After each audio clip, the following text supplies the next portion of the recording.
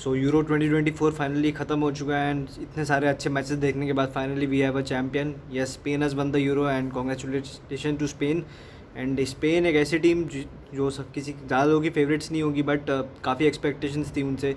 एक ऐसा मैनेज जिसने यंग टीम्स के साथ अच्छा किया, लुइस de la Fuente, जिसने अंडर 17 अंडर 19 अब सीनियर यूरोस जीता है स्पेन के साथ। लुइस एनरिके को सैक करने के बाद जो हुआ था पिछले वाले वर्ल्ड कप में अगेंस्ट मोरक्को, उसके बाद ऐसा कमबैक करना, I think this is pretty mind blowing achievement. And आप जिस तरीके से देखेंगे, जिस तरीके से उन्होंने यूरोस जीता है, जिन टीम्स को हराया है, क्रोएशिया बोल लो आप, क्रोएशिया हो गया, जॉर्जिया हो गया, देन इटली हो गया, जर्मनी हो गया, फ्रांस हो गया, एंड देन फाइनल में England. I think this is pretty commendable job. इतना ऐसा रन तो शायद ही हमें कभी देखने को मिलता है। So congratulation to Spain. And एक ऐसी टीम जहाँ पे मोराटा कैप्टन थे एंड रॉड्री है, काफ़ी प्लेयर्स अच्छे उनके पास। लैपोर्ट सऊदी लीग में खेलते, बट ऐसा लग ही नहीं रहा देख के कि उनका लेवल गिरा। ले नॉर्मांड, कारवाहाल, डैनी कारवाल सस्पेंडेड थे सेमीफाइनल में, देन ऑल्सो दे मेरी राउंड। एंड मार्क कुकरेला, भाई हैट्स ऑफ भाई, मतलब इस प्लेयर ने कितने सारे हेटर्स को अपने रॉन्ग प्रूव किया, कितने सारे क्रिटिक्स को रॉन्ग प्रूव किया, इंक्लूडिंग मी। मतलब दिखता है वो, there is a player himself, there is a player there in him. And जो एलेक्स रिमाल्डो ने जिस तरीके का बायर लिफ्ट में सीजन खेला था, उस जैसे प्लेयर को बेंच करना, उसको आई थिंक एक भी मिनट नहीं मिला था इस टूर्नामेंट में। एक हाथ दो अगर मिल गया होगा तो अलग बात है, बट पूरा टूर्नामेंट भाई Mark Cucurella has been outstanding. And अब देखते हैं आगे क्या होगा। एंड मिडफील्ड में फाइनल की अगर हम बात करें तो इंग्लैंड के साथ उनका मैच था। फाइनल में हाफ टाइम पे रॉड्री को सब कर दिया जाता है इंजरी के थ्रू, बट जुबिमेंडी जो उनके सब्स्टिट्यूट आया, ऐसा लगा ही नहीं कि कुछ मिडफील्ड में कुछ रॉड्री की कमी है। तो यही इस टीम की खासियत है। नाचो आ जाए, ले नॉर्मांड आ जाए, वहाँ पे जीसस नवाज आ गए थे सेमीफाइनल में अगेंस्ट फ्रांस, जहाँ पे डैनी कारवाल सस्पेंडेड था। सो स्पेन की यही बात है कि कोई भी प्लेयर आए, कोई भी प्लेयर जाए, बट वो सिस्टम वही है, कोई भी प्लेयर आता है सिस्टम में अच्छा खेल लेता है। अब मोराटा को हटा ले, मोराटा जब गए तो मीगर ओयाज़ाबाल आए जिन्होंने विनर स्कोर किया।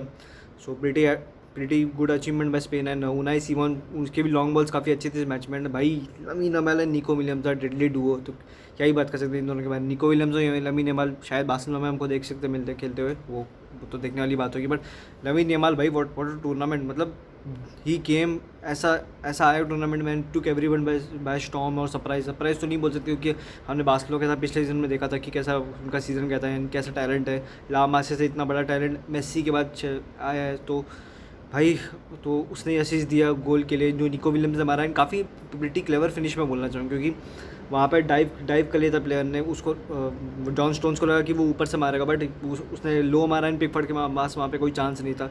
एंड मिडफील्ड में फाबियन रूइज, भाई प्लेयर जो टूर्नामेंट हो सकते थे, बट रॉड्री को मिला, सो उसमें तो कोई शिकायत नहीं है। आई थिंक किसी को मिलता तो वो भी ऑलरेडी डिजर्व भी होता। एंड रॉड्री बैलन डोर के लिए वन ऑफ दी फेवरेट्स बनता था। डैनी कारवाल ने वहाँ पे जूड बेलिंगहम में विनीशियस जूनियर है, वो देखने वाली बात हुई। बट रॉड्री को लास्ट ईयर ट्रेबल जीतने के बाद वहाँ पे नहीं मिला बैलन डोर, तो इस बार मिलेगा कि नहीं वो देखने वाली बात हुई। But last time world cup था और वर्ल्ड कप मेसी ने जीता, so definitely it was going to Messi. And भाई बात करें इंग्लैंड के बारे में, मतलब अगर आप स्पेन का वहाँ पे रूट देखें, सारी टीम्स को वन साइड हरा के आना, वहाँ पे इंग्लैंड का अब देखें तो हर टीम के अगेंस्ट लेट विनर मार के ये अब ठीक है, आप मेंटालिटी बोल सकते हैं, या फिर ये बोल सकते हैं कि जब तक इंग्लैंड जल्दी पहला गोल नहीं खाती वो खेलना चालू नहीं करते, तो वो पहला गोल खाने के बाद ही हमेशा चालू करना पड़ता है। आप स्लोवेकिया के अगेंस्ट देख लो, देन स्विट्जरलैंड के अगेंस्ट, देन वॉटकिंस ने जो नीदरलैंड्स के अगेंस्ट विनर मारा था, एंड यहाँ पे आज पालमर ने इक्वलाइज़ किया था। सो यही इंग्लैंड टीम की बात है, ये ऐसा लग ही नहीं रहा था कि कभी फाइनल पहुंच सकते हैं जिस तरीके से खेले थे, but they were there in the final में आप जानते हैं कि 50-50 होता है। बट अगर आप ओवर द कोर्स देखें और जो टूर्नामेंट देखें तो स्पेन तो भाई डेफिनेटली डिजर्व थी। बट इस मैच में ऐसे मोमेंट्स थे जो मैच की अगर हम बात करें तो भाई स्टार्टिंग में दोनों टीम्स अपने आपको एक दूसरे को काफ़ी रिस्पेक्ट दे रही थी, कोई भी रिस्क नहीं ले रहा था, काफ़ी केजी सा लग रहा था। और फाइनल में होता ही ऐसा है, कोई ज़्यादा खुल के नहीं खेलना चाहता, ज़्यादा ओपन प्ले गेम हमें देखने को नहीं मिलता है। 1-0 या 1-1 वाली स्कोर लाइन ज़्यादा फाइनल में देखने को मिलती है। बट जिस तरीके का परफॉर्मेंस था स्पेन का, जो लमीन यमाल ने शॉट्स ली, जो पिकफोर्ड का बेहतरीन सेव था वहाँ पे, पिकफोर्ड की बात करें तो उसके लॉन्ग बॉल ज़्यादा वहाँ पे लग नहीं पा रहे थे, हैरी केन को ना मिल पा रहे थे, वो ले नॉर्मैंड वहाँ पे इंटरसेप्ट कर रहे थे, वहाँ पे रॉड्री इंटरसेप्ट कर रहे थे वहाँ पे। बट केन के बारे में बात करें तो भाई मतलब क्या, मतलब इतना टैलेंट है इस बंदे में, बट क्या कर्स लेके है बंदा समझ ही नहीं आता। अगर आप हैरी केन के बारे में बात करें तो दोनों जो यूरोस फाइनल जो है दोनों को मिला के, जो 2021 का इंग्लैंड हारी इटली के अगेंस्ट, एंड ये वाला यूरोस, दोनों फाइनल मिला के बंदे का एक टच है पेनल्टी बॉक्स, मतलब आपका स्ट्राइकर ही अगर एक टच ले रहा है पेनल्टी बॉक्स में, तो बाकी लोगों से क्या ही एक्सपेक्ट कर सकते हैं। एंड इस मैच से बात करो तो एक ही शॉट उसका मुझे याद आता था जो रॉड्री ने स्ट्रेच किया था, जो हैमस्ट्रिंग उसको जो इंजरी हो गई जो मैच में हुआ था।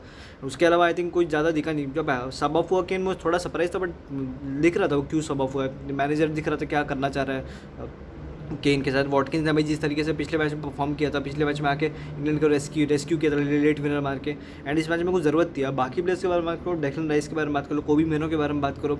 डेक्लन राइस तो मतलब क्या खेला है इस टूर्नामेंट में कि भगवान ही जाने। मतलब वो बंदे से अगर आप बैक से बिल्ड करना चाह रहे हो और बॉल कैरी करना चाह रहे हो ना, तो Declan Rice is the last midfielder you want to have. मतलब इतना बंदा साइड पास देता है आगे, मतलब इस इंग्लैंड टीम में कोई रिस्क ही नहीं लेना चाहता। एक प्लेयर जो दिखता है रिस्क लेना चाहता है वो कोबी मेनो, उसको भी ग्रुप स्टेज के बाद आपने डाला, आपने ट्रेंट के साथ पहले वर्कआउट किया, फिर गैलेगर के साथ किया, जो भी वर्कआउट नहीं हुआ।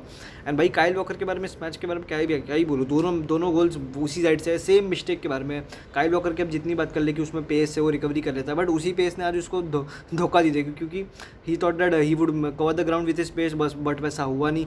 एंड वहाँ पे दिख रहा था मार्क गेही वहाँ पे चिल्ला रहा था, पिकफोर्ड चिल्ला रहा था, स्टोन्स चिल्ला रहा था एक दूसरे के ऊपर एंड काइल वॉकर के ऊपर, तो वहाँ दिख रहा था वहाँ पे कितना इमरजेंसी कॉल थे इंग्लैंड के बारे में। एंड जब गोल खाने के बाद भी पिकफोर्ड ने एक सेव किया, 2 सेव किए उसने लंबी नियम से, वहाँ पे 3-0 हो सकता था ये मैच, बट पिकफोर्ड ने वहाँ पे बचाया। एंड भाई जब पाल्मर आया वहाँ पे बुकायो साका ने जो पास दिया, एंड पाल्मर ने भाई क्या ही फिनिश किया। मतलब मेरा तो दिन बन गया, मतलब इंग्लैंड हार गया भले ही, पाल्मर के लिए मैं चाहता था जीत जाए, बट कुकुरेला ने वहाँ पे विनिंग असिस्ट दिया, तो विन विन सिचुएशन था वहाँ पे तो।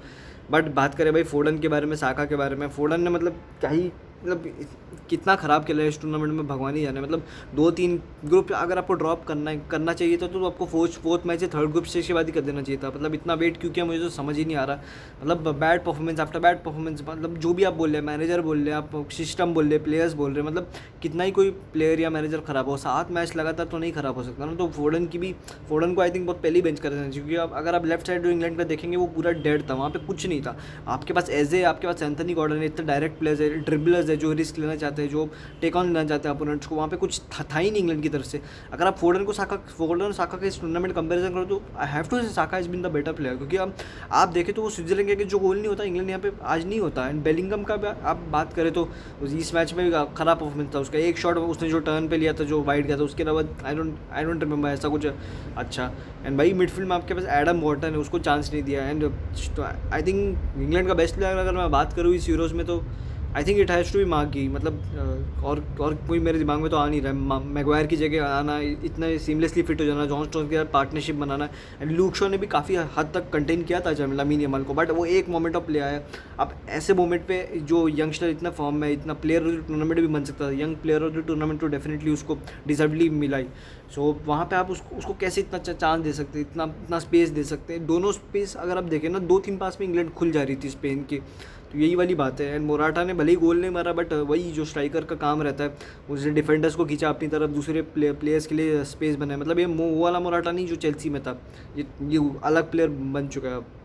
डैनी कार्वाल के बारे में बात करें तो उन्होंने भी काफ़ी अच्छी तरीके से डिफेंड किया इस मैच में भी, एंड वो भी स्ट्रॉन्ग कंटेंडर बन चुके बैलन डोर के लिए, La Liga, UCL, Spanish super cup and now Euros. देखते हैं डिफेंडर्स को मिलता है नहीं मिलता, देखने वाली बात होगी। बट भाई गैरेथ साउथगेट के बारे में बोलना चाहूँगा भाई, इट्स टाइम टू गो भाई। मतलब ऐसा चलता रहेगा तो भाई कभी नहीं इंग्लैंड जीतने वाली। मतलब इंग्लैंड की ऐसी बात है कि सोन ईयर येट सो फार, मतलब उसने भले ही एक विनिंग मेंटालिटी, मतलब मैचेस की मेंटालिटी डाल दी है जीतने वाली, क्लोज ला देता है। बट आई थिंक अगर इस इंग्लैंड ग्रुप को अगर कुछ कोई आगे ले जा सकता है तो भाई कोई दूसरा मैनेजर ही है। 2026 वर्ल्ड अगर आप इंग्लैंड का स्क्वाड देखें तो भाई वो जीत सकते हैं कुछ ना कुछ। तो वही वाली बात है, आई थिंक एम्बिशन वाली बात है या फिर गोल्स वाली बात है कि कौन ला सकता है। देखते हैं आगे कौन आ सकता है इंग्लैंड का। I think Gareth Southgate has to go. मतलब आप पाल्मर जैसे प्लेयर को कैसे बेंच कर सकते हो पूरा टूर्नामेंट, मुझे समझ नहीं आता। मतलब एक स्टार्ट नहीं दिया बंदे ने एक भी मैच में। अगर पाल्मर के बारे में बात करें तो विनिंग पेनल्टी मारना वहाँ पे क्रूशियल, स्विट्जरलैंड के अगेंस्ट पेनल्टी शूट आउट में वॉटकिंस को असिस्ट देना, क्या नाम है, सेमीफाइनल में जो लेट विनर मारा था। आज के मैच में तो मतलब क्या ही शानदार गोल था। मतलब वो गोल की वजह से मैं तो चाह रहा था भाई आज इस मैच में कुछ अच्छा हो जाए। मतलब इतना शानदार गोल, मतलब मेरा तो मन बन गया भाई। He is a bowler and I hope he does well in the future. वही है, कुकरेला ने भी शानदार असिस्ट दिया वहाँ पे ओयाज़ाबाल के लिए, एकदम पिन पॉइंट। वहाँ पे वॉकर का पोजीशन देखे, वॉकर इतना आगे चला गया उसने वहाँ पे कवर अप ही नहीं कर पाया। वहाँ पे टच बहुत बढ़िया लिया फैबियन रूइज ने, ले ऑफ किया एंड बूम खत्म, एक पास में खत्म। ऑफ साइड लग रहा था बट वहाँ पे जो स्टोन्स या गेही था उसका नीट हल्का सा आ गया था, तो that's why it was not of side. बाकी भाई स्पेन तो डिजर्वली विनर थी एंड देखते आगे क्या होगा। फाइनल लिजीमा भी होगा अर्जेंटीना से स्पेन, क्योंकि अर्जेंटीना भी कोपा अमेरिका जीत चुकी है। सो देखते हैं क्या होता है। This was it guys, Euros खत्म हो गया एंड बाकी आगे सीजन आने वाला है, तो देखते हैं क्या होगा। So this was it guys, take care and like the video, subscribe to our channel, bye bye.